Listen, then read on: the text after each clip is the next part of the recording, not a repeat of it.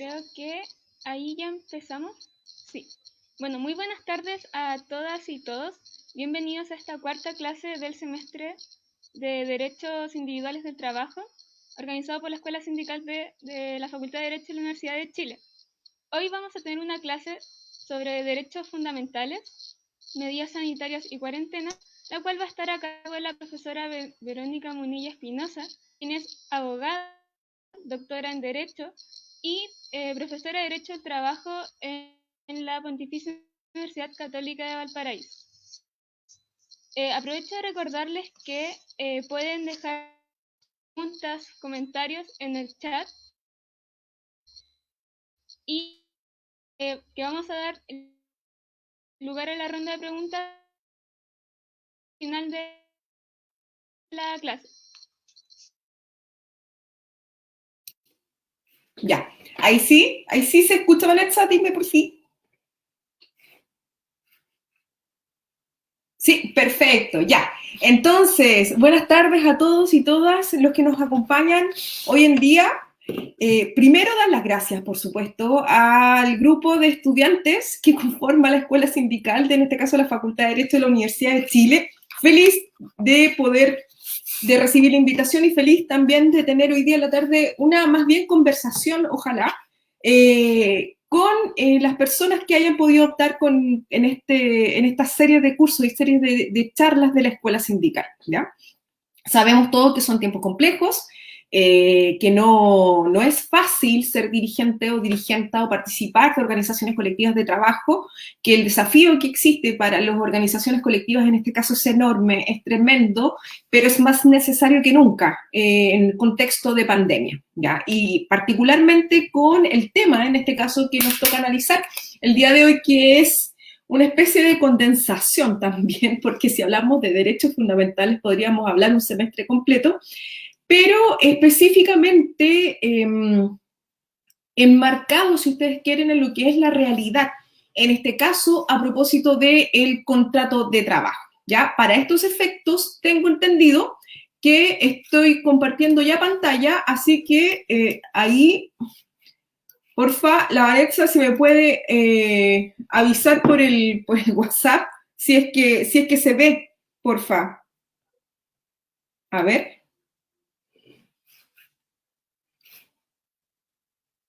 Parece que sí. Sí, perfecto. Ya, entonces, vamos a hablar ahora de derechos fundamentales. ¿Cuál es el esquema que nosotros vamos a seguir en este caso en la clase del día de hoy, en la sesión del día de hoy de la Escuela Sindical?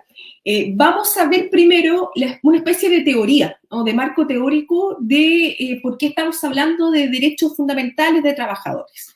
Después vamos a ver cómo es que esta teoría es llevada a la práctica, entre comillas, de conformidad con el sistema jurídico chileno. O sea, que cómo recoge en este caso el Código del Trabajo chileno el tema de los derechos fundamentales. Y vamos a culminar, en este caso, la clase con una serie de problemas que se han planteado a propósito de los derechos fundamentales en tiempos de pandemia y lo vamos a revisar a propósito de ciertos dictámenes que se han pronunciado en la Dirección del Trabajo. Obviamente vamos a quedar al debe, por supuesto, tienen una segunda sesión a propósito de este mismo tema que es más bien de carácter práctico, ¿ya? Pero lo que me interesa es que entendamos la teoría o el comportamiento, más bien, en este caso, de los derechos fundamentales, ¿ya? Y en el fondo, primero, una breve introducción de qué hablamos cuando hablamos, en este caso, de derechos fundamentales.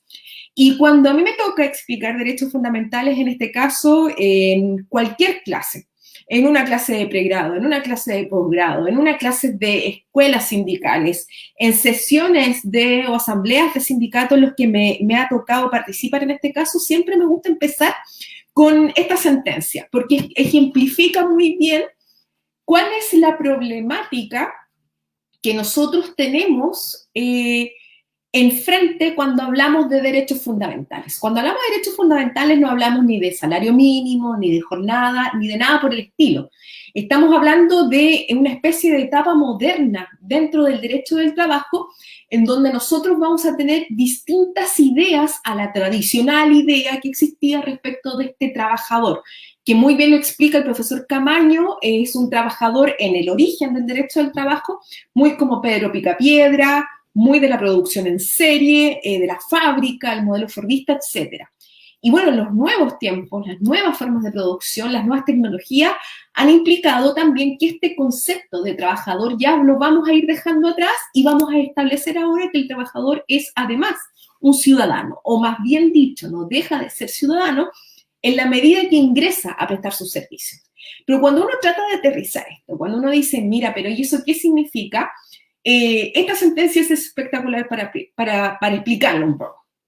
Esta es la sentencia de la causa RIT 34-2018 que se caratula Martínez con soluciones ambientales y fue llevada frente al segundo juzgado de letras del trabajo de Santiago. ¿En qué consistía el conflicto?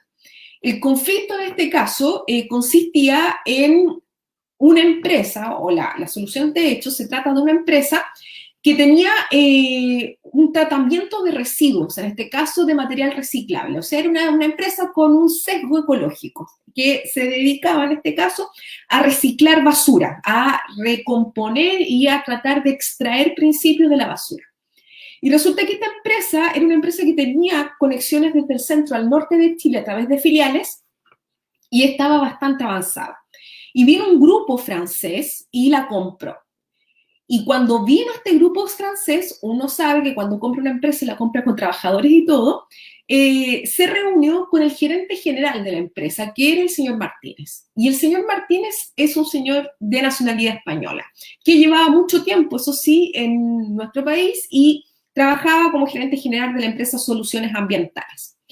Y resulta que el señor Martínez chocó con la idiosincrasia, en este caso, que traían los franceses en su modo de trabajar. Los franceses son muy de piel, son muy de compartir instancias extra, trabajo, de salir, etc. Y resulta que el señor Martínez es más bien latino, ¿no? O sea, en el sentido de que, claro, se comparte, pero también es importante la parte de irse a la casa. Entonces chocaron, hasta que obviamente el señor Martínez fue despedido. Y cuando se despide al señor Martínez, en este caso, se le indica que la causa real, no la legal, la causa real por la cual se le estaba despidiendo por parte de este grupo francés es su nacionalidad. O sea, al grupo le molestaba que este caballero tuviera nacionalidad española. Cuando uno analiza un despido con estas características, uno vislumbra inmediatamente que no estamos hablando de lo que tradicionalmente entendemos por derecho del trabajo. No estamos hablando ni de que no le pagaron, no estamos hablando ni que la deuda en cotizaciones, no estamos hablando de jornada, no estamos hablando de nada de eso. De lo que estamos hablando es de un acto de carácter discriminatorio por razones de nacionalidad que se da en el marco de una relación de trabajo. Tradicionalmente, en el origen del derecho del trabajo, cuando las urgencias eran otras, obviamente un tema como que me moleste la nacionalidad de mi trabajador y por eso lo despido no era tema dentro del esquema del derecho del trabajo. Pero si nosotros empezamos a avanzar en el desarrollo de la historia del derecho del trabajo, empezamos a entender que los trabajadores no solo tienen derecho a descansar, no solamente tienen derecho a la remuneración y no solamente tienen derecho a lo mejor a sus cotizaciones previsionales y seguridad social, sino que tienen además adherido a su escudo protector una serie de derechos que son los que tiene cualquier ciudadano. Yo no puedo discriminar a la gente en ningún momento de la vida. Y esa prohibición que se aplica respecto de todos también acompaña el espacio de trabajo. Y es por eso que en el mundo yo no puedo discriminar y tampoco puedo hacerlo a propósito de una relación laboral. Entonces, cuando este tipo de situaciones se dan en un marco que es laboral, nosotros vamos a hablar de derechos fundamentales de trabajadores y trabajadoras, ¿ya? ¿Y cuál es el problema? El problema es el siguiente, porque es que nosotros tenemos que ocuparnos todos ahora de una temática como la de derechos fundamentales, ¿ya? El tema de los derechos fundamentales adquiere especial importancia en la medida en que nosotros entendemos que las relaciones de trabajo son relaciones de poder. Dicho de otra forma, cuando nosotros tenemos una persona o una entidad que es muy poderosa respecto de la otra, nosotros siempre decimos que ahí hay un campo minado para el abuso. ¿Ya? Si se fijan, una persona está más proclive a ser abusada cuando en el fondo depende de la remuneración a lo mejor que le paga un empleador. O cuando depende, si lo traspapelamos al derecho de familia, de la relación de dependencia que tienen los hijos respecto de los padres. ¿Ya? Y así sucesivamente. Si yo soy a lo mejor un ingreso de clase media, dependo del crédito que me dé Falabella, por lo tanto, en ese caso estoy dispuesto a aceptar las condiciones de Falabella. Entonces, en cualquier relación que tengan personas, ya sea entidades o personas naturales, que estén en un contexto de poder, los derechos fundamentales adquieren una especial importancia. Y tan importante es que la idea de horizontalidad que vamos a ver nosotros más adelante nace precisamente a partir de la idea de derechos fundamentales a propósito del trabajo. ¿Ya? Ahora, no obstante, nosotros tenemos una realidad muy distinta a la que observábamos en el inicio de la historia del derecho del trabajo. Lo cierto es que el sustrato de las relaciones de trabajo sigue siendo el mismo. Si se fijan, cualquier relación de trabajo es una relación de poder en que una persona manda y la otra obedece. Y eso en nuestra área se denomina subordinación. Aquí estamos en presencia de una persona que es subordinada a la otra. ¿Qué es lo que ha pasado en el fondo? Lo que ha pasado es que, por ejemplo, la implementación de nuevas tecnologías a propósito del trabajo, en este caso a través de aplicaciones, por ejemplo, de teletrabajo, etcétera, ha ido que esta noción de poder se empiece como a difuminar un poco. Uno podría decir, mire, ¿sabe qué? Es cierto que el chofer de Uber trabaja para mí, pero lo hace cuando quiere, entra a la aplicación cuando quiere, sale cuando quiere, yo no le doy órdenes. Entonces uno podría decir que en ese marco nuevo, la verdad es que no estamos hablando del mismo poder que estábamos hablando antiguamente cuando nosotros estábamos en el inicio del derecho del trabajo.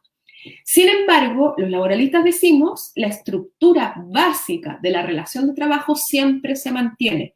¿Por qué? Porque siempre vamos a tener un trabajador que depende de un ingreso. Si a ese chofer de Uber, Uber le dice, mire, ¿sabe qué? Si usted quiere seguir prestando servicios de viaje conmigo, yo lo obligo a usted a pintar su auto verde, la persona va y lo va a ir a pintar porque necesita la retribución.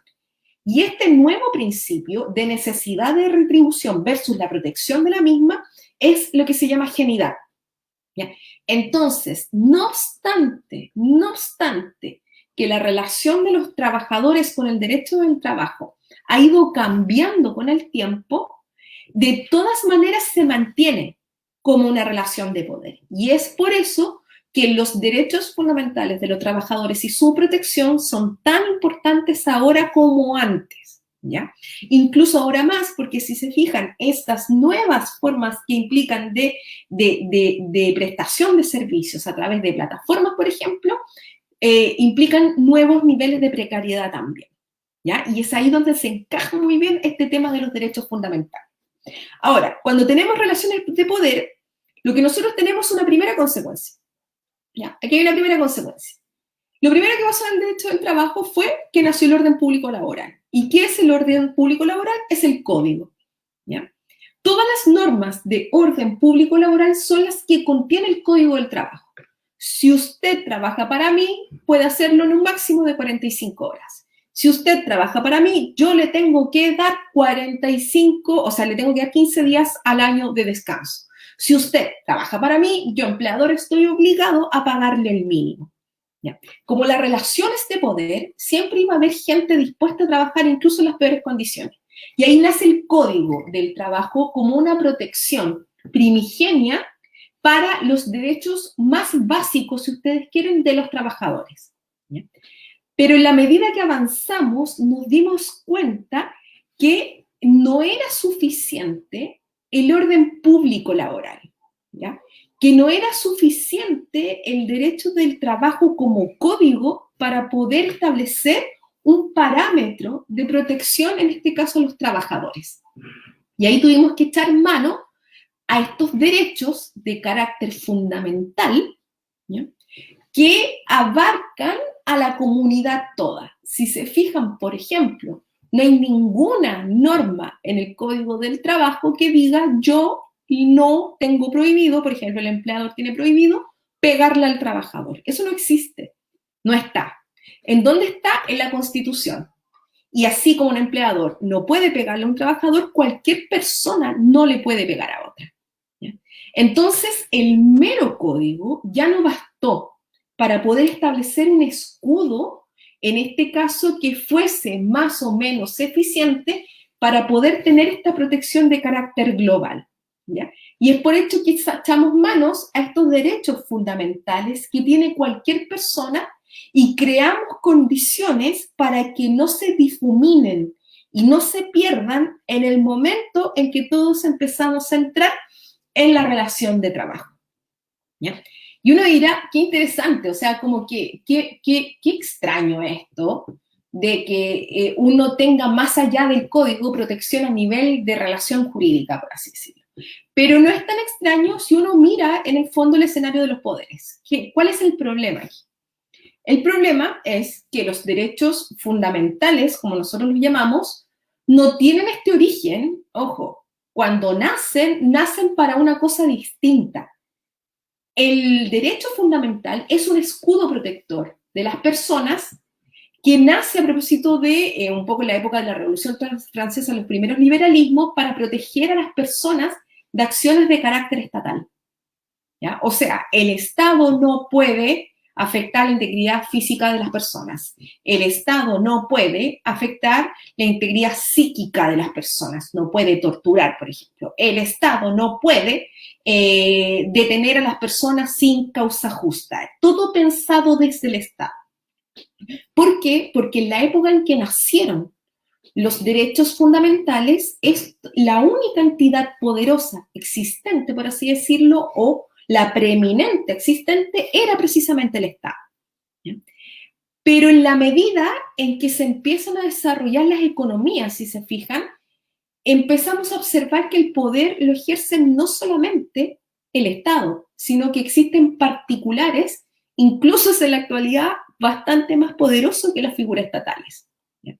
Entonces, esta protección originalmente pensada para el Estado, ¿ya?, se fue haciendo necesaria, por así decirlo, no solamente para proteger respecto del Estado, sino que para proteger también respecto de otros particulares que eran más poderosos unos que otros, ¿ya? Y es así como nosotros pasamos a lo que se denomina horizontalidad de derechos, ¿ya? O sea, el Estado originalmente era, el más poderoso y por lo tanto ahí hay caldo de cultivo para abusos, ¿ya?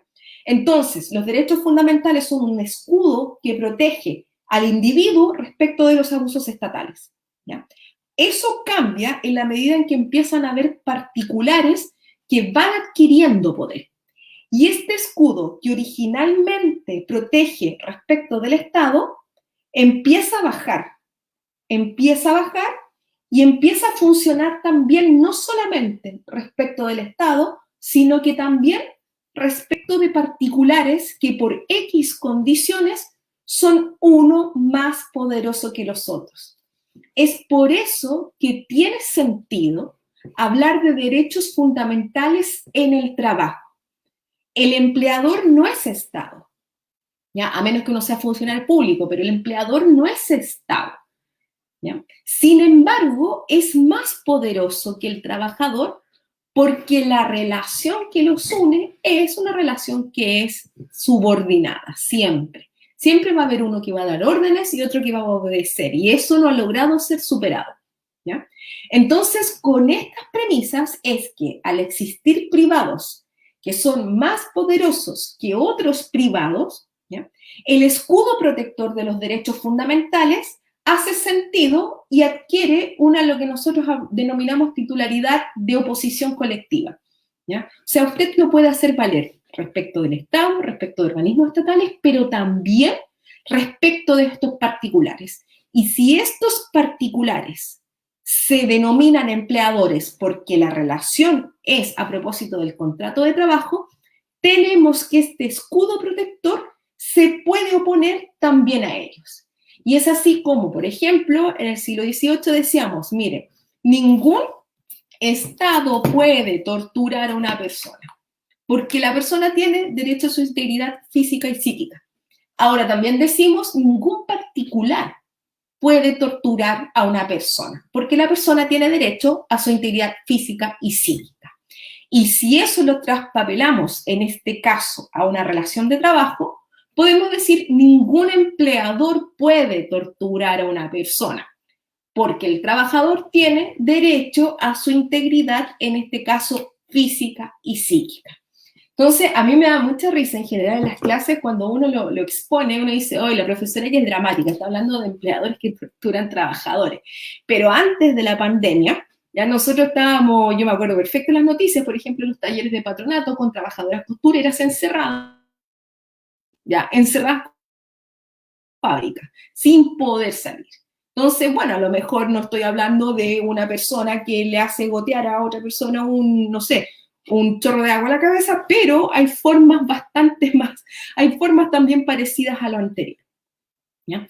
Si esto yo lo traduzco en teoría, siempre en teoría, a propósito de los trabajadores, aquí nace lo que se denomina la famosa ciudadanía en la empresa, o la teoría de la ciudadanía en la empresa, que es una maravilla en este caso que nos trajeron a las líderes latinoamericanas, en este caso el profesor Hermida, que en paz descanse, de Uruguay, y en Chile lo trajo el profesor Gamonal, que tengo entendido que fue la sesión antepasada, don Sergio Gamonal, él fue el que trajo la idea de la ciudadanía en empresas Chile para poder implementarla dentro de nuestra legislación, y que tiene una premisa básica. ¿Ya? Tiene una premisa básica. Los derechos fundamentales de que es titular un ciudadano no se pierden en la medida en que empieza a ejercer una función de carácter subordinado. ¿Ya? O sea, es un verdadero caparazón, por así decirlo. ¿Ya? Es la figura, de hecho, que me explicó cuando hace algunos años atrás, cuando mi profesor era Sergio Gamonal, ¿ya? Que de hecho él lo explicaba muy bien en el sentido de que es como una caparazón de tortuga, o sea, usted va con sus derechos fundamentales que lo protegen y cuando entra a trabajar, en este caso el establecimiento de la empresa, esa caparazón se mantiene. ¿Ya? Y si en el fondo, antes de entrar a su jornada de trabajo, la ciudadanía toda estaba obligada a respetar sus derechos fundamentales contenidos en esta caparazón, ¿ya? Cuando entramos a la función laboral, en el fondo, cuando entramos a nuestra jornada de trabajo, esa caparazón lo protege también de los actos vulneratorios, en este caso que podríamos incurrir respecto del empleador. ¿Ya? Entonces, los derechos fundamentales siempre, siempre van a ir de la mano a fenómenos de disparidad de poder. Y uno puede hablar de derechos fundamentales en el trabajo, uno puede hablar de derechos fundamentales en la familia, uno puede hablar de derechos fundamentales incluso en ámbitos comerciales, por ejemplo, todo lo que tiene que ver con la defensa de derechos del consumidor, por ejemplo, porque con la distribución que hay de la riqueza siempre hay grupos que son más poderosos que los particulares. Y respecto de todos ellos se pueden oponer, porque en ningún momento dejamos de ser ciudadanos. ¿Ya? Lo que sí es que a propósito de lo laboral, que es caldo, como le decía, de cultivo para todo este tipo de cosas, esa protección adquiere un nombre específico. ¿Ya? Y este nombre específico se denomina ciudadanía en la empresa. ¿Ya? Entonces, son estos derechos que vienen adheridos a las personas, en este caso, y que no se pierden por el mero hecho de entrar uno a prestar servicios en un lugar determinado. ¿Ya?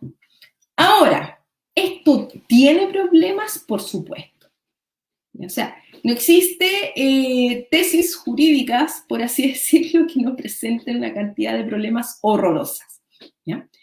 Porque en el fondo, cuando uno hablaba, si volvemos a esta idea original, por así decirlo, de que los derechos fundamentales se esgrimían respecto de este Estado que está muy por encima del trabajador, uno hablaba que los derechos que tienen los trabajadores, el Estado no los tiene. El Estado es una creación, ¿ya?, abstracta, de carácter jurídico. Y como creación abstracta de carácter jurídico, ¿qué es? No puede tener derechos, ¿ya? O sea, usted no tiene derecho a la vida estatal, ni derecho a la integridad física estatal, ¿ya? Por lo tanto, aquí los derechos de los particulares nunca chocaban con el Estado, porque el Estado no tiene derecho alguno, ¿ya?, de estos fundamentales. No hay un derecho a la libertad de pensamiento del Estado, por así decirlo, no, esos son otras áreas, ¿ya? Pero resulta que cuando nosotros bajamos, por así decirlo, esta idea de los derechos fundamentales y dijimos, mire, ¿sabe qué? No solamente me protege respecto de arriba, sino que me protege también respecto del lado, o sea, respecto de ciudadanos, resulta que el otro ciudadano también tiene derechos. ¿Ya? El otro ciudadano también tiene derechos, que no tenía el Estado cuando uno dibujaba la protección, en este caso, en términos verticales. Entonces, si uno empieza a ver, con justa razón, de que hay personas que son más poderosas que otras, que hay un empleador que es más poderoso del trabajador, no obstante ellos, estamos hablando de dos particulares en sí, ¿ya? Y estos dos particulares en sí, ambos tienen derecho. Por lo tanto, la colisión del derecho es una condición que siempre va a existir en la idea de la horizontalidad. ¿Cómo explico? Fíjense, en primer lugar, para que ustedes me entiendan, si son todos dirigentes y dirigentes sindicales, con este ejemplo yo creo que me van a entender bien, ¿ya?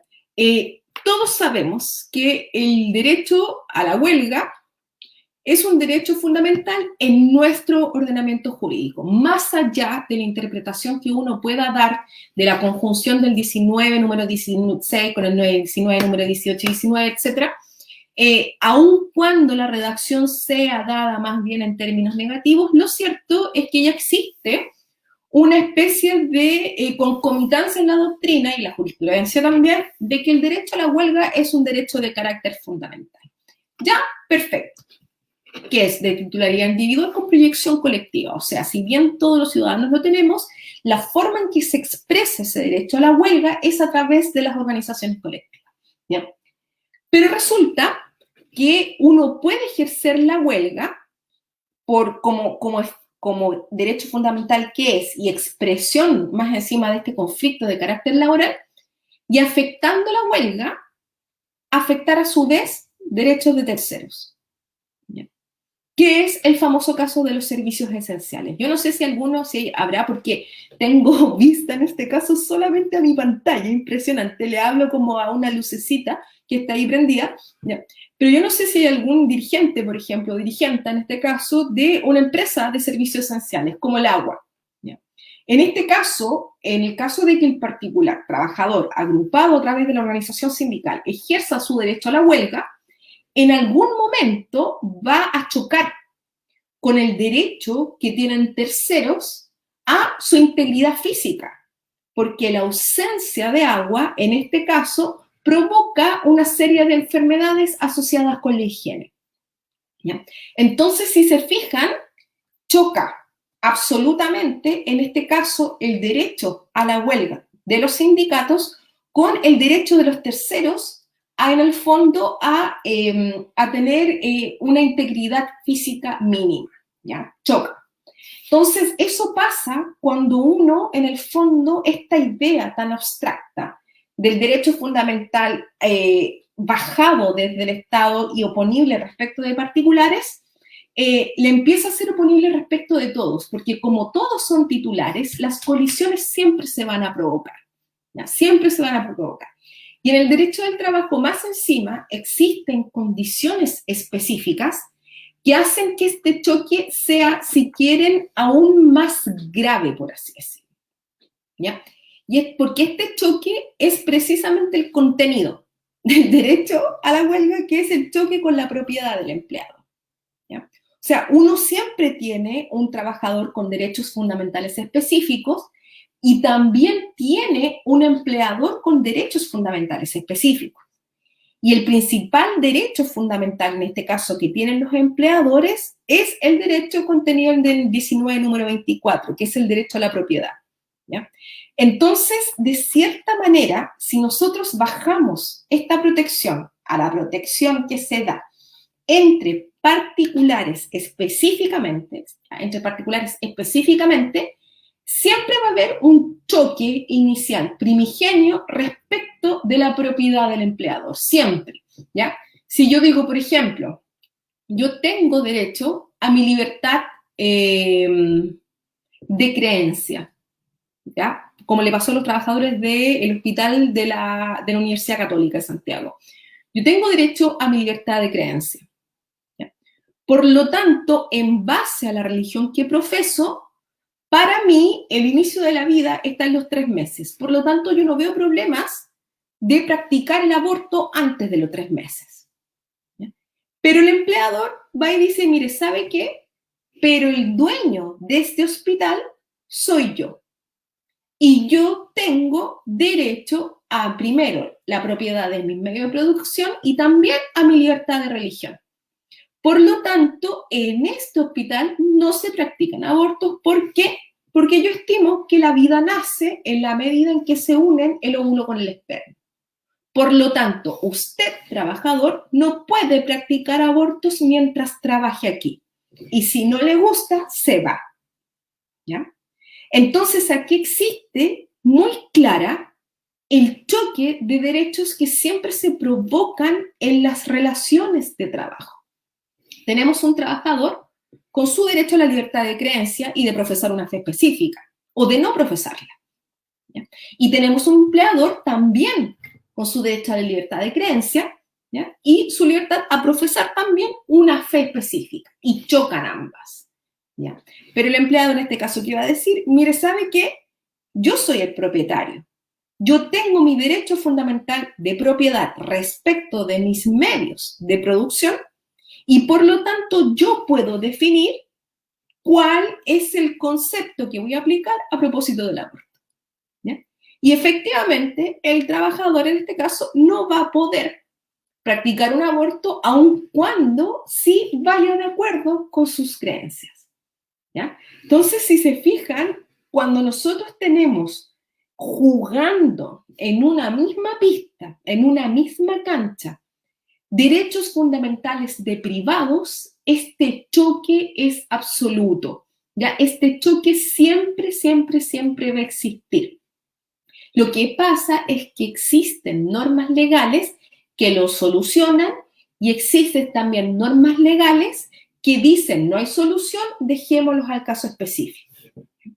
En el caso, por ejemplo, del artículo 306, que me imagino que todos conocen, del Código del Trabajo, nosotros vamos a hablar siempre, siempre, en este caso, de un choque de derechos. ¿Por qué?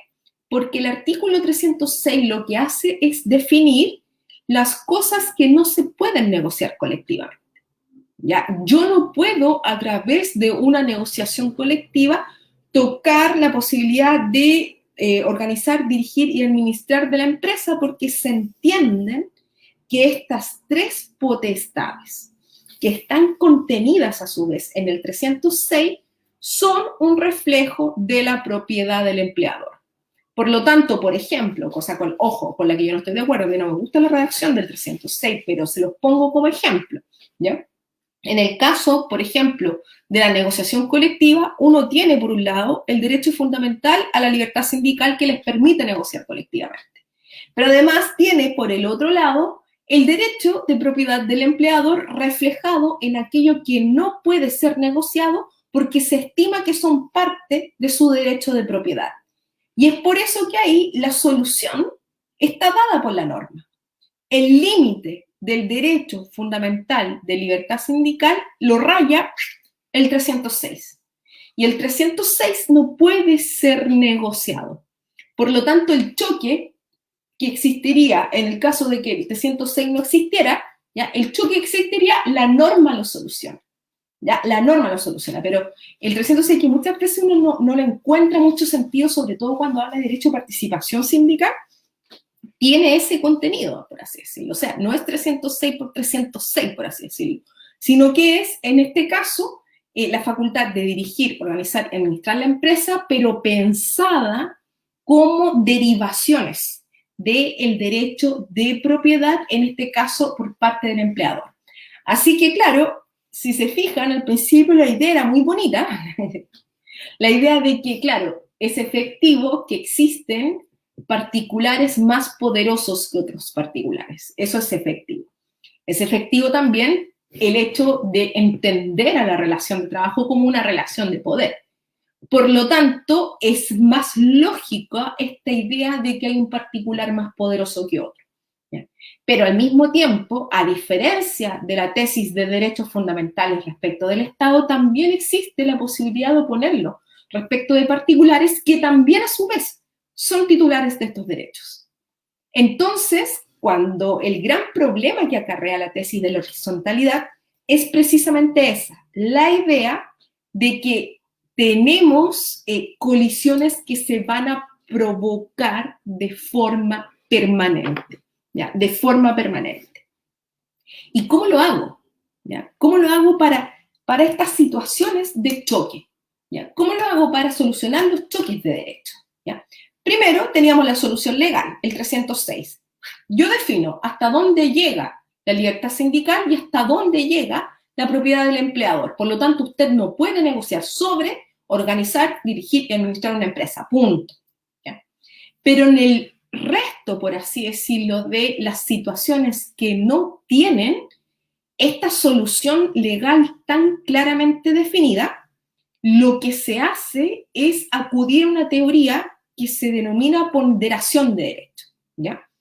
¿Qué quiere decir la ponderación? Y si hay dirigentes a los que les ha tocado participar, en este caso, de juicios de tutela, la van a entender perfectamente de manera inmediata, ¿ya? La ponderación de derecho, la verdad es que tiene una elucubración, digamos, tiene un desarrollo dogmático que viene de Alemania, del Leipzig, muy elaborado, pero que obedece a una pregunta súper lógica al final del día.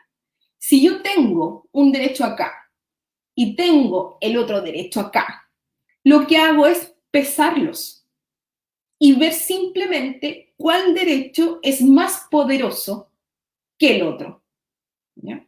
Y ahí, en el fondo, yo voy a optar por cuál de los derechos protejo, ¿ya? Por ejemplo, yo empleador, que fue un caso muy, muy discutido en la dirección del trabajo, yo empleador soy dueño de una empresa de carne, ¿ya? Y resulta que parto con 100 kilos en la mañana y termino con 99 kilos en la tarde, por lo tanto, se están robando 1 kilo de carne diaria, ¿ya? Por lo tanto, yo defino como empleador que cada una de las trabajadoras, a lo mejor que son las operadoras de alimentos, que van a ver la carne, se tienen que desnudar al final de la jornada para yo ver si acaso se está llevando mi carne. Y cuando veo que no tiene nada, pum, se va, ¿ya? Pero la verdad es que ese derecho de las personas a no ser desnudadas al final, digamos, de su relación de trabajo, ¿ya? De su relación de trabajo, es reflejo del derecho a la intimidad que tenemos todos, ¿ya? Del derecho a intimidad y además de integridad psíquica, porque a mí por lo menos me dejaría un rato loca que me pusieran eso a la salida de mi trabajo. Entonces, el derecho a la intimidad, en este caso, es de titularidad de los trabajadores. Pero al mismo tiempo, el empleador tiene derecho sobre sus medios de producción, en este caso su materia prima, la carne. Pero si uno los pesa, si uno dice, mire, si yo al final del día quiero responder cuál de estos dos es más importante, cae de cajón, por así decirlo, que el más importante es la intimidad y la integridad psíquica de los trabajadores versus la propiedad, en este caso, que se radica en 1 kilo de carne, ¿ya? El caso en comento, obvio, no era con una desnudez, sino que era con una pesa, lo que para mí es igualmente, es aún más transgresor que el hecho de así de desnudarse, o sea, como que te pesen en la entrada y te pesen en la salida. ¿Qué le importa, señor empleador, cuánto peso? Ya, o sea, eso da lo mismo, ¿ya? Eso da lo mismo, pero es vejatorio, ¿ya? Es vejatorio. Entonces ahí, cuando uno analiza los derechos fundamentales de las dos partes, en un ejemplo, en este caso, que es más básico también, es más evidente, uno ve que uno tiene que preferir el derecho más importante Primero, desde el punto de vista de la prelación de los derechos, obviamente hay derechos fundamentales más importantes que otros, el derecho a la vida es el más importante de todo, ¿ya? Pero además, tiene que verlo desde el punto de vista de cuánto lo afecta. La edad de la trabajadora es muy alta. Entonces, en este caso es evidente que la balanza de esta ponderación, de este peso de derechos fundamentales, va a caer en torno a un lado específico. Pero si se fijan, en el caso del médico o de la enfermera o del auxiliar que sea, que trabaja en la Universidad Católica, no es tan fácil.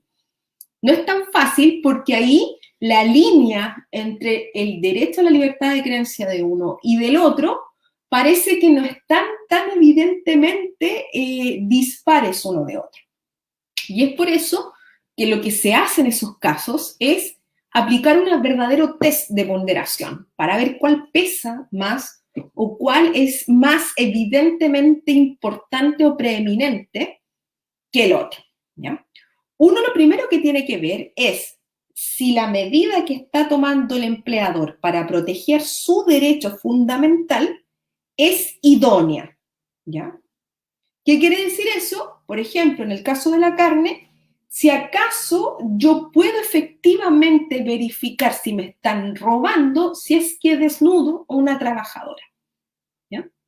Y uno dice, sí, sí es idóneo, sirve para eso, ¿ya? Sirve para eso. Si, por ejemplo, la medida del empleador hubiese sido hacer un examen de pelo para detectar si tiene drogas, no es idóneo porque no sirve para lo que yo quiero realizar como medida expresión de mi propiedad, ¿ya? Entonces uno dice, la medida de desnudar a las trabajadoras para poder yo verificar que no estén afectando mi propiedad, ¿de qué? De mi carne, ¿ya? En este caso, es idónea, sí. Y si pasa esa primera pregunta, existe una segunda pregunta que se hace respecto de si la medida es absolutamente necesaria, llegar al mismo resultado. Entonces, en este mismo caso, uno va y dice, mire, ¿sabe qué? ¿Es efectivo que la medida de desnudar a la trabajadora sirve para ver si me están robando? Sí. ¿Puedo adoptar otra medida menos gravosa para poder obtener el mismo resultado? Si existen medidas menos gravosas. Por lo tanto, el primer nivel del test lo pasa, pero el segundo nivel del test no, porque habían otras alternativas, como una cámara a lo mejor, la revisión de los bolsos, etc. ¿Ya?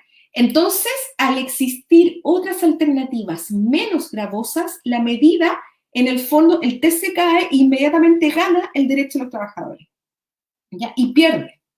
Ahora, suponiendo que la primera pregunta es contestada de forma afirmativa, la segunda también es afirmativa, queda el tercer test que se denomina proporcionalidad de sentido estricto. Y en ese caso ya tiene que ver con una valoración que uno realiza de los derechos.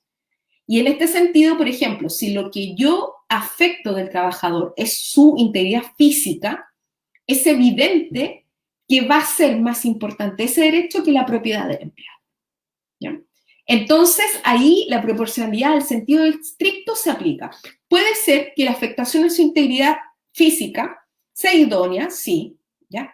Puede ser que sea necesaria, sí, pero no es la integridad física del trabajador menos importante, por así decirlo, que el derecho del empleador. Por lo tanto, en la tercera pregunta, ¿ya? Se cae. Entonces, como tenemos estos derechos chocando, uno dice, en aquellos casos que no son muy claros de resolver, uno dice, ya, perfecto, pero si yo quiero ver los derechos fundamentales de trabajadores afectados y el derecho de propiedad del empresario, en este caso chocando, ¿qué hago? Pregunto, ¿la medida es idónea para lo que quiere defender el empleador? Sí, ya, la medida es necesaria para lo que quiere defender el empleador, puede que responda sí. Ahora, si yo peso efectivamente en el tercer nivel estos dos derechos, ¿cuál gana? ¿Cuál es más importante? ¿El del trabajador? Sí. Por lo tanto, en este caso se protege el derecho del trabajador y se entiende que el empleador está afectando sus derechos fundamentales, ¿ya? Ahora, si en esta misma hipótesis la medida del empleador es idónea, sí. La medida del empleador es necesaria, no. Inmediatamente se entiende que el empleador está afectando el derecho del trabajador, ¿ya? La medida es idónea, sí. La medida es necesaria, sí. ¿El derecho del empleador aparece como más poderoso o más importante que el del trabajador? Sí. Por lo tanto, se entiende que el empleador no está afectando el derecho, en este caso fundamental del trabajador. ¿Se dan cuenta? Entonces, cuando yo tengo casos en que estos choques que siempre se van a dar en el área laboral, porque estamos hablando de dos particulares, ¿ya? Cuando yo no tengo muy claro cuál es el resultado que puedo obtener del peso de estos derechos, ¿ya? Yo tengo que hacer este test de idoneidad, tengo que hacer este test de necesidad y de proporcionalidad. Y ahí es cuando se solucionan los temas de las colisiones. ¿Cómo yo soluciono las colisiones de derechos fundamentales que se están dando entre unos y otros? Los pondero. ¿Y cómo los pondero? A través de estas tres preguntas. ¿Es idóneo, es necesario y es proporcional?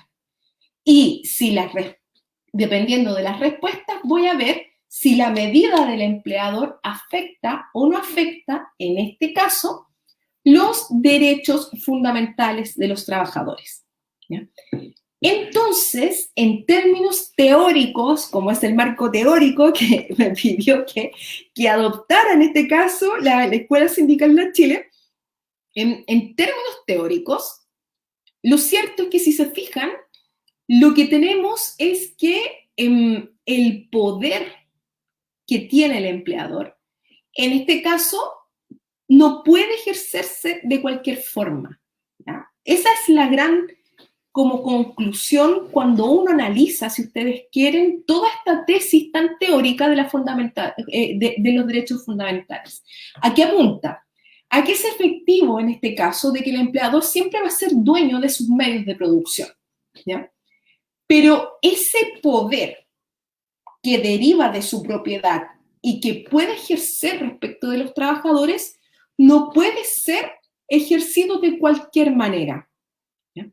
Porque resulta que estos trabajadores no solamente tienen un límite o un escudo protector en el Código del Trabajo, sino que también tienen un límite en el ejercicio de estos derechos en los derechos fundamentales de los trabajadores.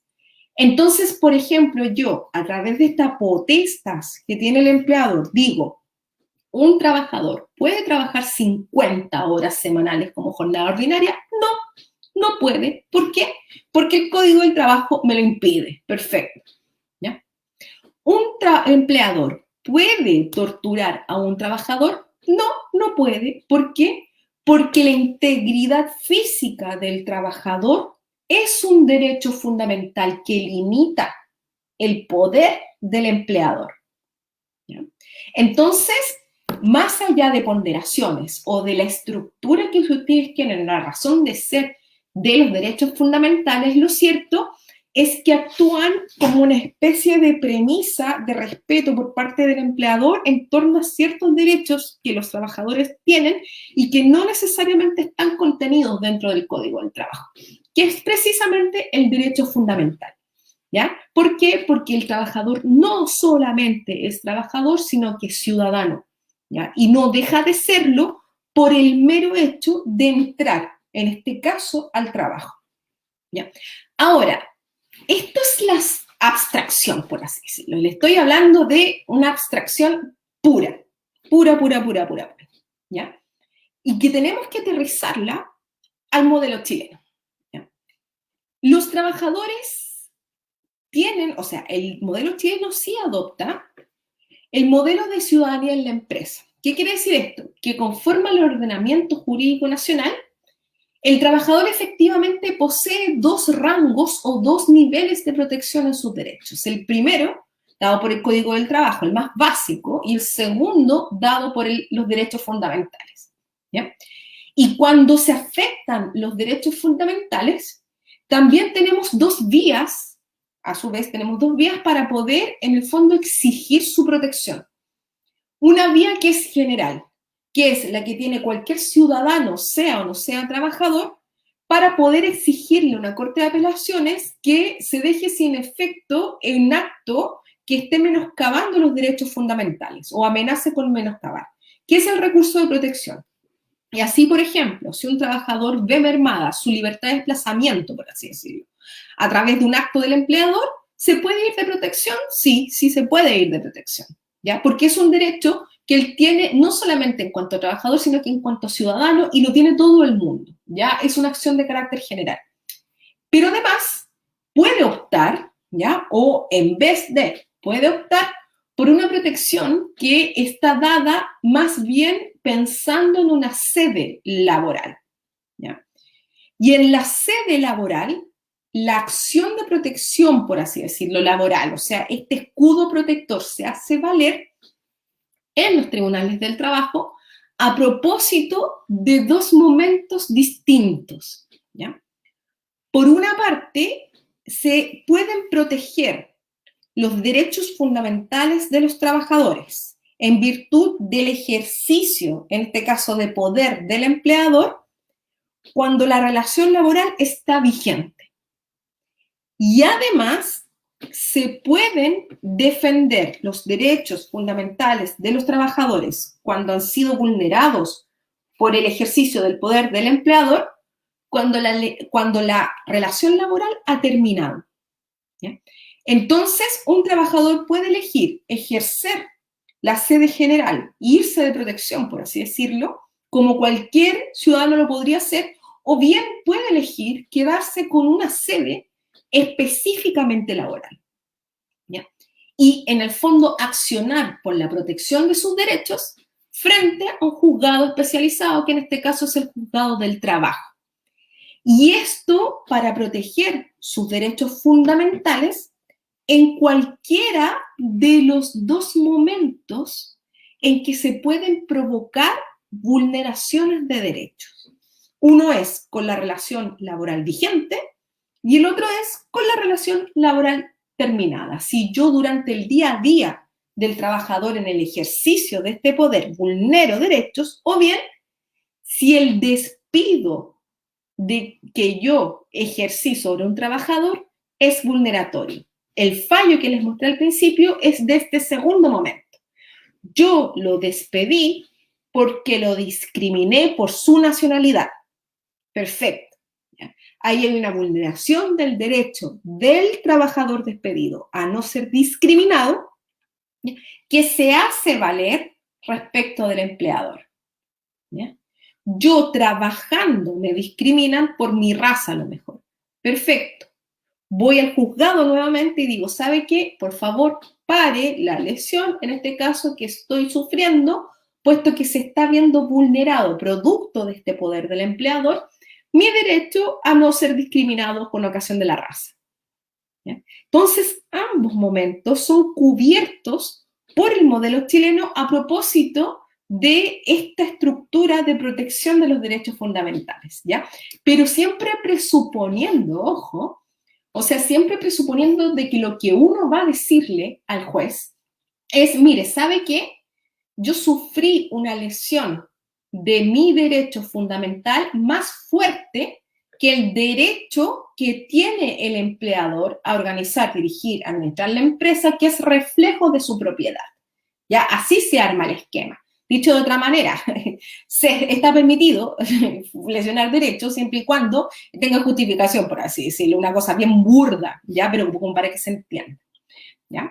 Ahora, el modelo chileno, a través de lo que se denomina el juicio de tutela de derechos fundamentales, efectivamente hace eco de esto, ¿ya? Pero siempre en nuestro ordenamiento con limitaciones, ¿ya? Este escudo protector de los derechos fundamentales respecto de la potestad del empleador en nuestro ordenamiento no versa respecto de cualquier derecho. Son solamente los derechos enumerados en el artículo 485 del Código del Trabajo los que puedan ser esgrimidos como contenido del escudo protector, en este caso, de parte del empleador. Y en el fondo, en el resto de los derechos, no tenemos una sede que no sea la protección para poder proteger a su vez los derechos fundamentales de los trabajadores. ¿Cuáles son?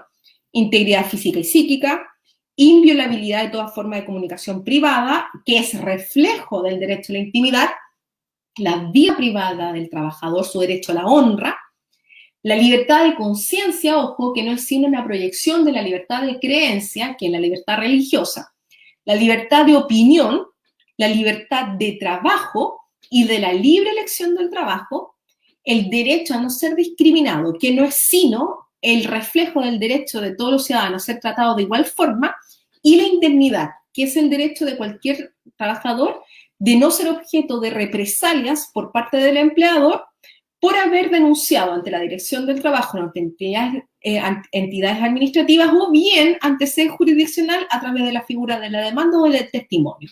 ¿Ya? Entonces, si se fijan, cuando hablamos ya de derechos fundamentales aterrizados, en este caso nuestra legislación, no son todos los derechos fundamentales de los trabajadores los que pueden ser protegidos en sede laboral. ¿Ya? Son estos. ¿Ya? Y si lo que se le vulnera es un derecho distinto de estos, tiene que usar una sede distinta que sería la sede general, el recurso de protección respecto de cualquier vulneración en general. ¿Ya? Y este procedimiento va a ser distinto, el procedimiento de tutela, dependiendo de dónde yo esté ubicado en el íter de mi relación de trabajo. ¿Ya? Si tengo una relación de trabajo vigente, ¿ya? Yo ejerzo la acción para que se proteja mis derechos fundamentales y lo que se le exige al empleador es una medida correctiva.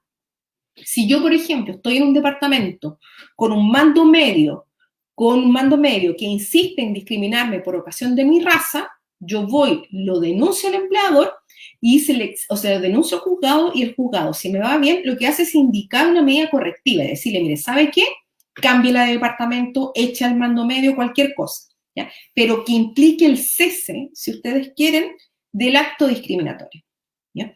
Y con ocasión del despido, lo que se realiza es condenar a la empresa a una serie de medidas reparatorias. ¿Ya? No existe lo que en teoría debiera existir, que es nulidad del despido. ¿Ya? Nulidad del despido no como la de las cotizaciones previsionales, sino que un despido nulo con reintegro, ¿ya? Algo parecido al fuero.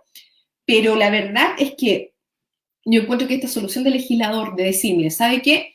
Si se vulneran los derechos fundamentales de un trabajador con ocasión del despido, si lo echaron, por ejemplo, con ocasión de su nacionalidad, usted va a tener que pagarle una indemnización adicional que está tarifada, en este caso en el 489, que va entre 6 y 11 remuneraciones.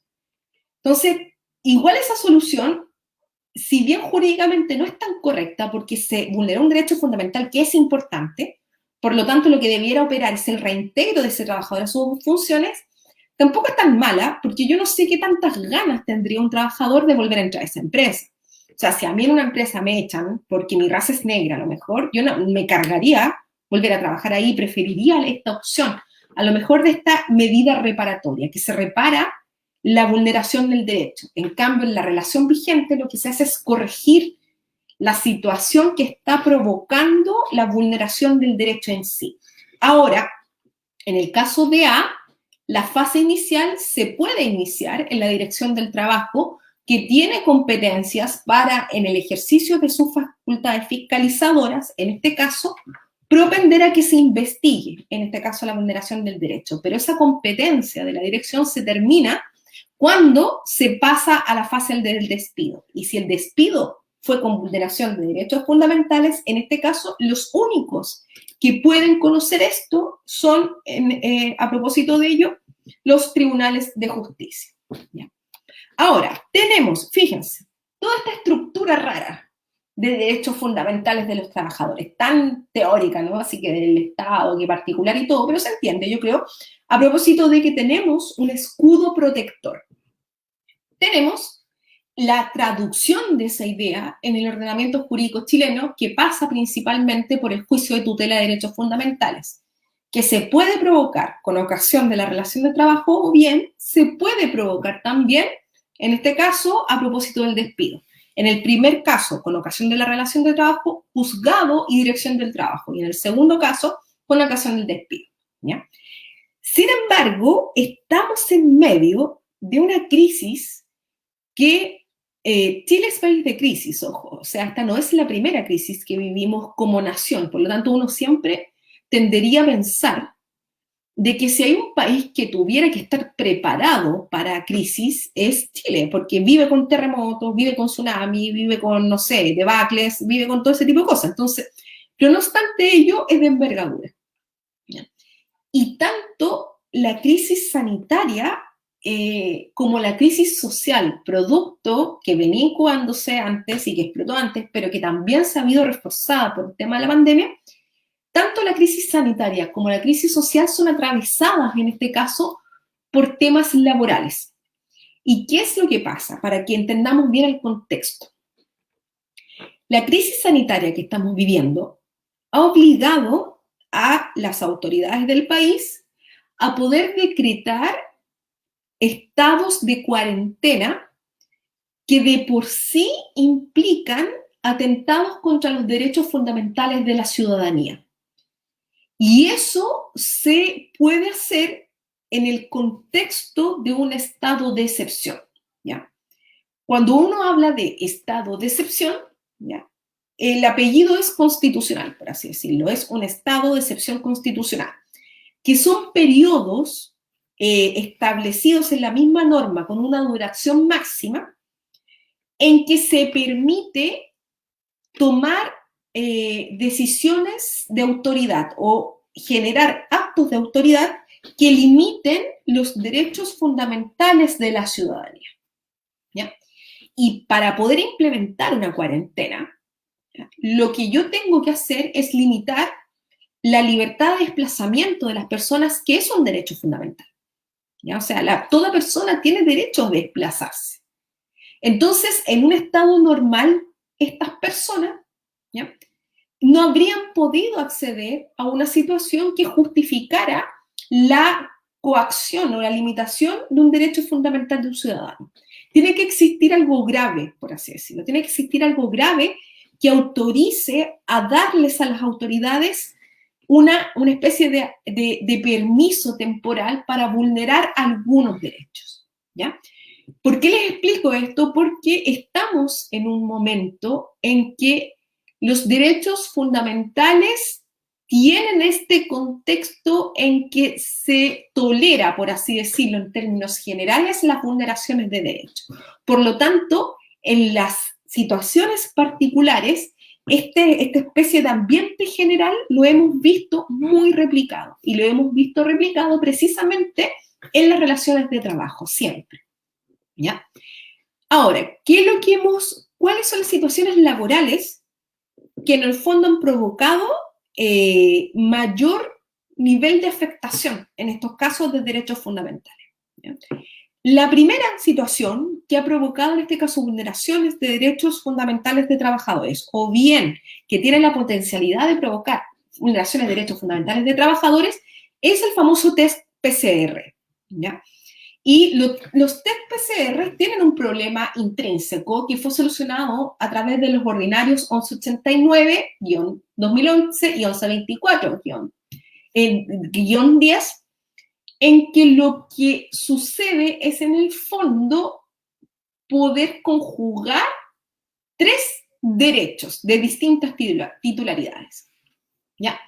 Por una parte, tenemos la integridad física de los trabajadores, que se asocian con este segundo derecho, que es el derecho del empleador a establecer condiciones, y obligación además, condiciones de higiene y seguridad para los trabajadores.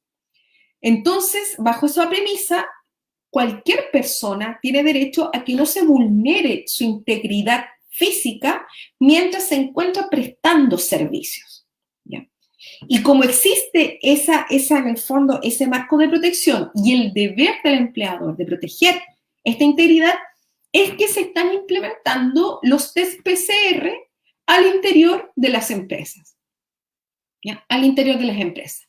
Pero al mismo tiempo, la forma en que nosotros, y así como implementación que resguarda la integridad física, pero al mismo tiempo, la forma en que se implementen estos tests no puede ser cualquiera, porque yo no la puedo utilizar de una forma que implique grados discriminatorios en contra de una persona o de un segmento de la población laboral de la empresa. ¿Ya? Si yo quiero hacer un test PCR que resguarda la integridad física del trabajador y que puede ser ejercido por el empleador, porque para eso organiza, administra y dirige, ¿ya? Voy a chocar en este caso con las diferenciaciones que puedo hacer entre los trabajadores y con su intimidad. Por lo tanto, lo que dice la dirección del trabajo es, mire, ¿sabe qué? En este caso, como es la vida tanto de trabajadores como empleadores y el deber de seguridad del empleador, de tal importancia es que yo tolero que usted haga esos test. Pero me lo tiene que hacer de tal manera que resguarde, por una parte, la intimidad de los trabajadores, o sea, no ir andando por la vida con los resultados, y además de que no juegue con factores discriminatorios. O sea, yo aprovecho justo de hacerle test de PCR a las 5 personas de raza negra que prestan servicios para mí, ¿ya? Entonces, lo que hace la dirección es, si se fijan, ponderar todos estos derechos fundamentales que están jugando en la misma cancha. Y dice, primero, el costo del PCR es de cargo del empleador. ¿Ya? Segundo, no puede constituir una conducta discriminatoria. O sea, o se los hace a todos o lo hace de forma aleatoria, por sorteo. Y tercero, no puede atentar contra derechos fundamentales, que en este caso podría llegar a ser la intimidad, tanto en la toma como en el manejo de los resultados que pueden tener estos test de PCR. ¿Ya? Lo que no se puede hacer, y que pasó en este caso al principio de la pandemia, es que el empleador exija que los trabajadores muestren un PCR negativo a fin de, en el fondo, ingresar al trabajo.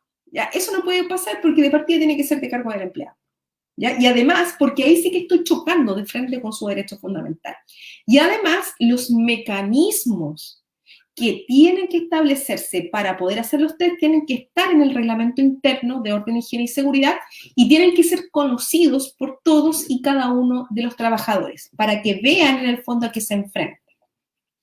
Segundo, ¿ya? El ordinario 889, súper polémico, ¿ya? Súper polémico. ¿Qué es lo que pasa aquí?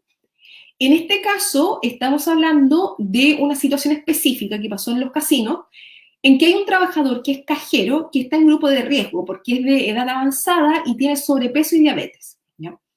Entonces, lo que vio en el fondo es que el empleador no estaba adoptando medidas de seguridad precisas para efectos de evitar el contagio por COVID. ¿Ya? Y atendidas sus especiales condiciones, eso lo pone en un riesgo grave de ver afectada su integridad física. ¿Ya? Y en este caso, la Dirección del Trabajo dijo, mire, ¿sabe qué? Debido a la especial afectación o amenaza en la vulneración de un derecho importante del trabajador, lo que usted puede hacer es lo siguiente, fíjense, exige el cumplimiento de las medidas, o sea, yo voy, trabajador y empleador, haga esto, ojo, le estoy diciendo que tiene que hacer lo que es afectar su derecho de propiedad de entrada, digamos, haga esto, ¿ya? Puede denunciar a la inspección del trabajo, ¿ya? E incluso lo que puede hacer es no asistir a las funciones previo aviso, en este caso su empleador, por estimar que se encuentra en situación de riesgo grave. O sea, así de fuerte era el derecho fundamental del trabajador, que incluso hasta ese nivel va por sobre este derecho de propiedad del empleador, graficado en la facultad de organizar, dirigir y administrar. ¿Ya? ¿Cuáles otros derechos también se han visto afectados?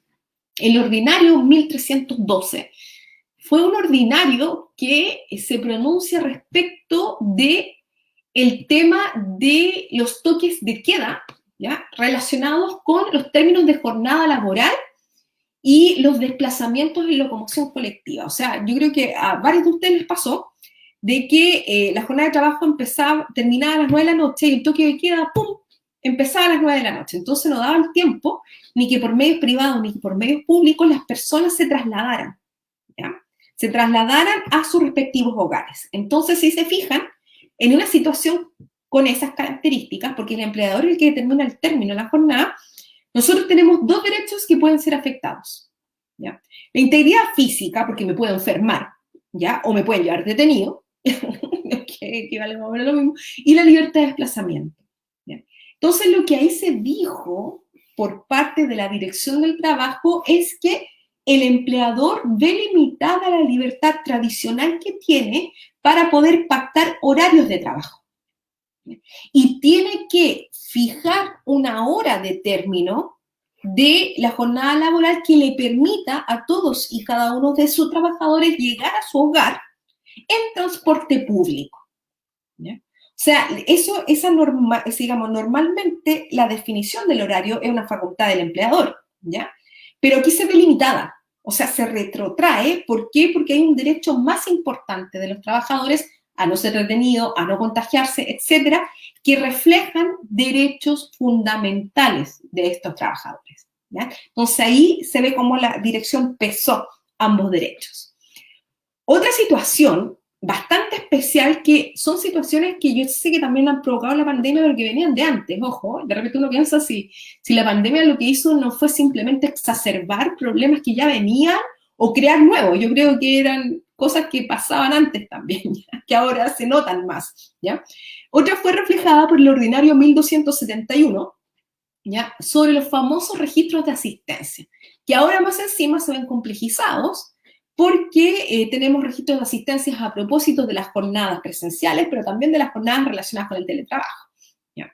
Entonces, lo que hizo en el fondo el ordinario 1271 es establecer que en pandemia también procede el registro de asistencia a través de medios electrónicos. Y en este caso, el ordinario se pronuncia sobre un específico que se denomina Quick Pass, que es pasar la huella, el globo ocular, no sé, la cara en una máquina y que abre la puerta y uno lo registra como inicio de la jornada de trabajo, ¿ya?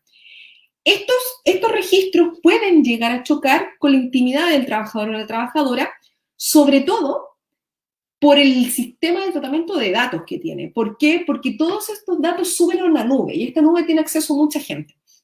Entonces, en estos casos, si bien el criterio de la dirección fue a propósito de ello,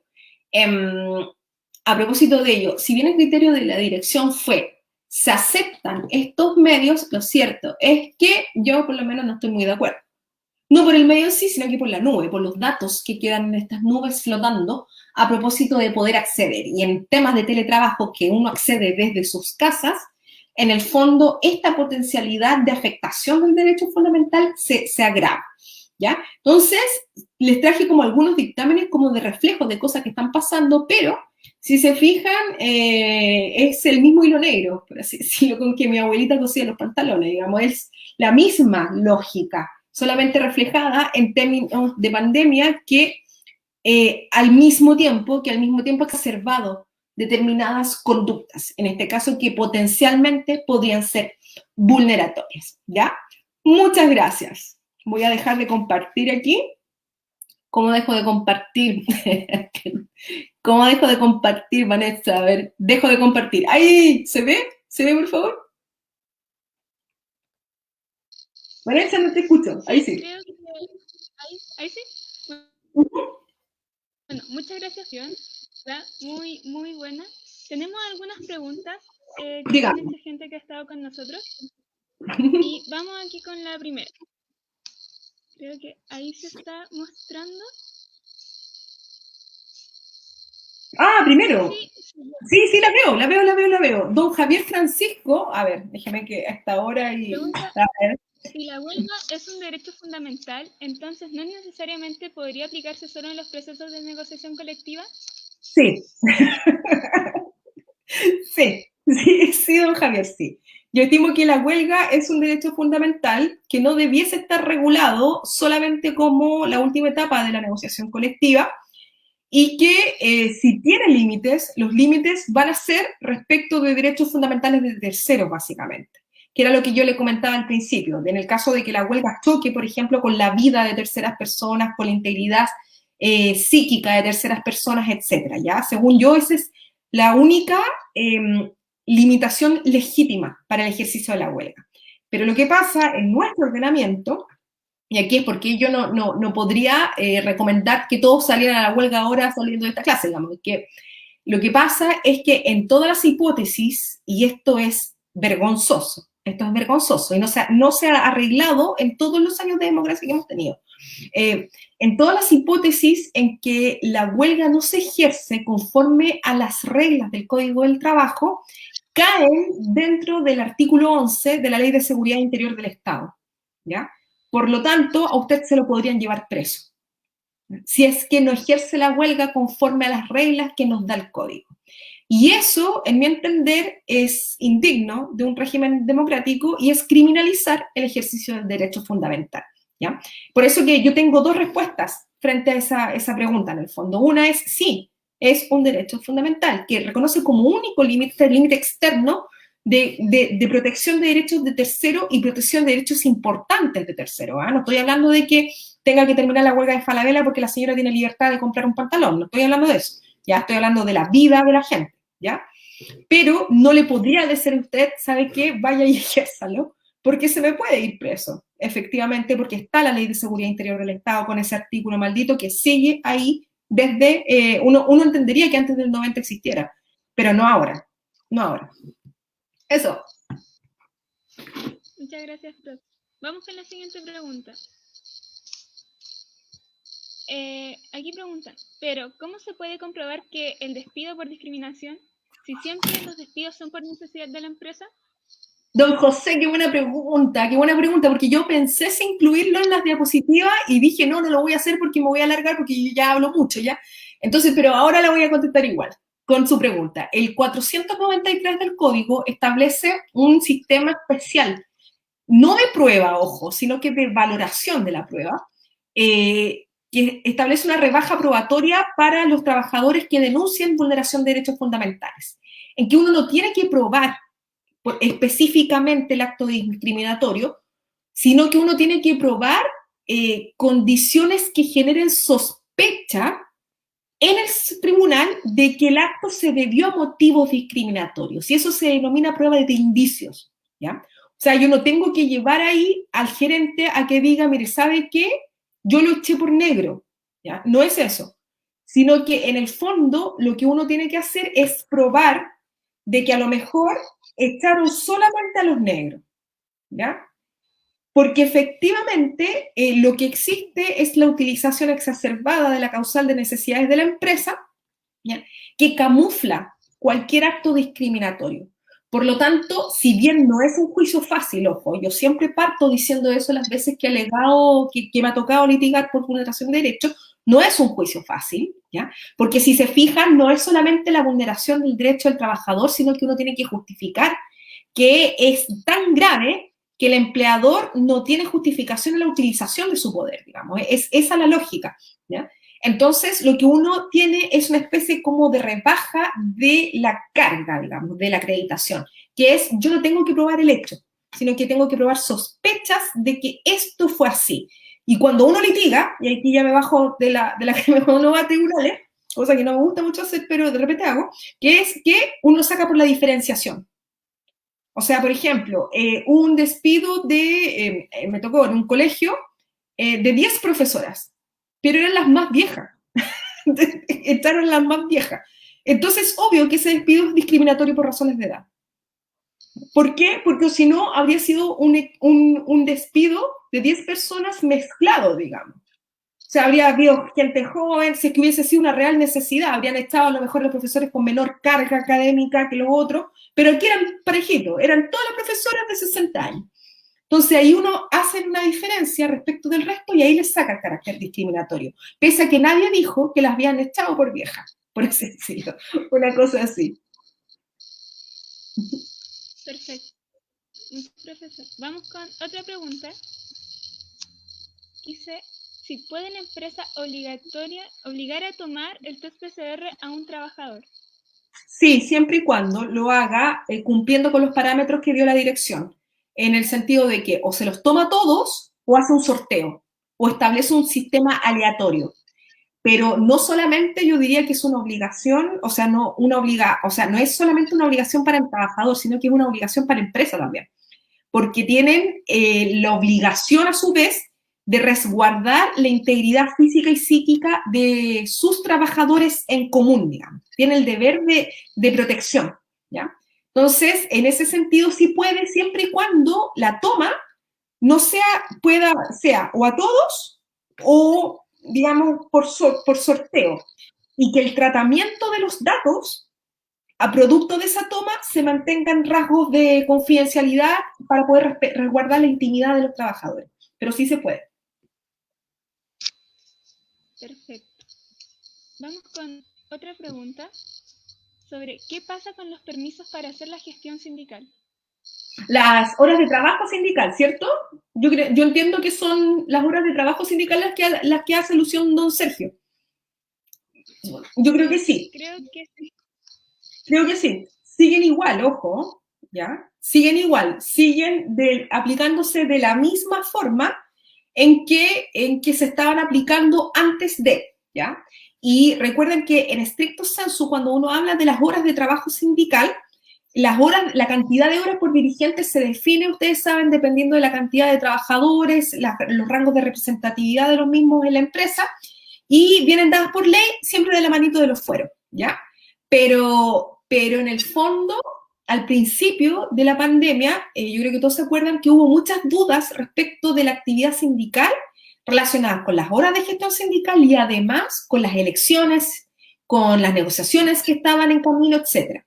Y las horas de gestión sindical siguen igual, ya sea que usted trabaje presencial, que usted trabaje virtualmente, etcétera. Sigue lo mismo. Si tienen dentro del convenio colectivo, del contrato, el instrumento, el convenio, lo que tengan, gestionado el proceso de petición o distribución de esas horas, ya, también se sigue aplicando de la misma manera, porque usted puede seguir trabajando en la gestión sindical en términos virtuales, por ejemplo. ¿Ya? Así que es lo mismo. Genial. Y vamos a una última pregunta que sé que hay Uh-huh. muchas, pero también tenemos un poco de problemas con el tiempo. ¿Tienen un taller teórico aparte, o no? ¿O no, Vanessa? ¿Sí? ¿Cosa? Además hay un taller teórico, ¿no? O sea, un taller práctico de esto. Sí, también vamos a tener un taller práctico. Ah, entonces, Que claro, también las pueden guardar para después. ahora, aquí preguntan, en el caso de los funcionarios públicos, ¿el Estado se debería hacer cargo de la toma de PCR? Ajale, y más encima estoy mirando aquí en la pantalla Junji. Más encima sí, es que mi mamá es educadora de párvulo, entonces tengo un especial cariño por la Junji, ¿ya? Y mi prima también, son de familia de educadoras. Sí, claro que sí. El Estado es el peor empleador de todos, por así decirlo, yo lo sé producto de la experiencia, de lo que uno estudia, la situación de los funcionarios públicos es una situación subordinada, muy precaria, con las formas de contratación que han ido adoptando a través del estatuto administrativo, pero siempre cuando uno habla de dos cosas básicas, que es deber de seguridad del empleador en los lugares de trabajo y de protección de fueros maternales, siempre se hacen aplicables las normas que se contienen en la legislación general del mundo privado, ¿ya? Y en ese sentido, así como ningún trabajador privado puede arriesgar su vida en pos de generar riqueza para otra persona, ningún funcionario puede arriesgar su vida en pos de hacer más rico el Estado, ¿ya? O hacer funciones o servicios de carácter estatal. Y en este sentido, sí, también el Estado es el que tiene que hacerse cargo del PCR. Y con las mismas limitaciones también, ojo, o sea, o se los hace a todos de un servicio o establece un sistema aleatorio, etcétera, ¿ya? Ah, me gustaría una vez preguntarle a un funcionario público de la Dirección del Trabajo qué caso le aplican los parámetros que ellos mismos están diciendo que hay que aplicarle al otro. Ellos me encanta porque yo sé que la hora extraordinaria no se las pagan como al resto, no respetan la hora. Entonces, me encantaría saberlo, pero nunca te cuentan. Es entendible. Qué justo. Bueno, entonces, bueno, nuevamente agradecerle a la profesora por habernos acompañado en esta clase y también agradecerle a todas y todos quienes nos acompañaron. Y antes de cerrar la transmisión me gustaría hacer algunos anuncios o unos recordatorios más bien sobre las clases. Primero, recordarles que cada 2 clases enviamos los formularios de evaluación para que puedan completarlos. y no se les vayan acumulando durante el semestre. Ahora deberíamos enviar el segundo, durante esto íbamos a enviar el segundo formulario para que tengan tiempo también de revisarlo y contestarlo. Y en segundo lugar, recordarles que cada 4 clases vamos a ir enviando materiales de apoyo en base a los mismos cuestionarios que vamos a estar mandando. En caso de cualquier problema, pueden también escribirnos al correo o a cualquiera de nuestras redes sociales. Y también vi que había muchas preguntas sobre casos muy particulares y en ese sentido volver a recordarles que la escuela también cuenta con un servicio de asesorías donde pueden dirigir estas preguntas para que puedan ser contestadas por nuestro equipo organizador. Creo que eso sería todo. Muchas gracias, profesora. Muchas gracias a todas y todos. Y nos vemos la próxima semana en la próxima clase. Que tengan una Gracias a buena tarde. ustedes, Vanessa. Y la próxima vez ojalá nos podamos ver todos con café. Ojalá. Ya pues. Con Chao, nervioso. chao. Que estén bien. Chao. Chao.